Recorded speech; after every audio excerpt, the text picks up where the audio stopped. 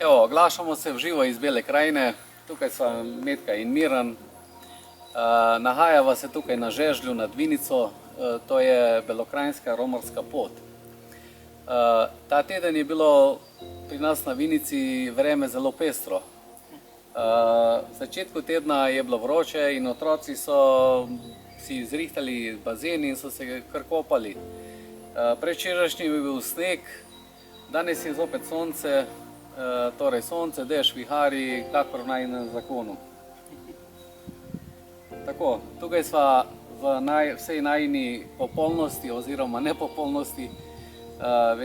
Vesela sva, da sta se Dani in Vilma, da sta našla pravzaprav način, da se Diževci malo podružimo. Ja, ljubezen je iznajdljiva. Hvala, Dani in Vilma. Ko sem jaz gledala te posnetke Diževih parov, sem bila zelo vesela. Namreč čutila sem, kot da bi me povabili malo v svoj dom, v svojo bližino, v svoje srce. Lepo. Zadnje čase slišim jaz reči, ko se bomo spet vrnili nazaj v normalne čase. Meni se zdi, da smo sedaj v normalnih časih. Namreč pogosto vidim očete, ki se igrajo s svojimi otroki. Vidim otroke, ki gredo s svojimi babicami na njivo. Vidim kakšnega dedka, ki vnučka uči voziti traktor tukaj v naši vasi. Naenkrat nam ni treba več prav veliko potovati.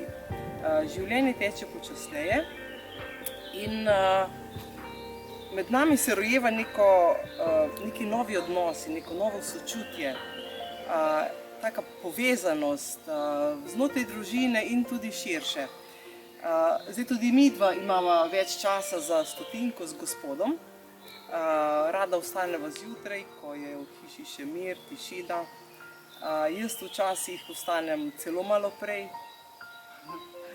da si privoščim trenutke sama z Bogom. Ta jutranji čas v navzočnosti Boga je tudi priložnost, da si midva poveva stvari, ki si jih sicer težje poveva, ki so mogoče boleče, v katerih se ne čutiva razumljena drug z drugim. In potem v navzočnosti Boga so stvari bolj mehko izrečene in na drugi strani tudi bolj mehko sprejete.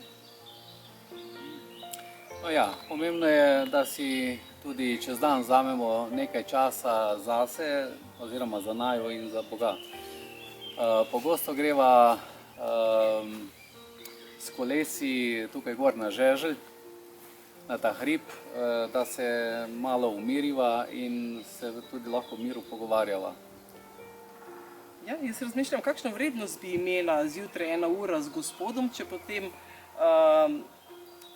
potem čez dan pozabljava na odnose, jih ne gradiva, ne poiščeva bližine, tudi midva med sabo. Zdaj, tudi včasih se vprašam, kaj mi je sedeti 1 uro zjutraj z Bogom, če potem si pa ne vzamem časa, da bi šla za pol ure dol k očetu, ki je bolan, leži v postelji. Torej, ta stotinka dneva z Gospodom mora obroditi sadove, drugače je brez veze, nima smisla. Evo, ja bi tudi zdaj obenem tukaj pozdravil naše sošolce, ki jih... Čak, v katerem letniku so že? Ne vem, moramo Danija vprašati. Ki jih tudi malo zdaj že pogrešamo. Posebno pa pozdravljamo ob tej priliki tudi našo Saro, pa Aleša, pa Janka Brunca, pa tudi vse ostale Diževe pare, ki so nekako na ta ali na drugačen način povezani z nami in med sabo. Ko bo konec tega virusa, te korone, se dobimo na našem vrtu. Ali pa tu na Žežlju. Ali pa tu na Žežlju, ja.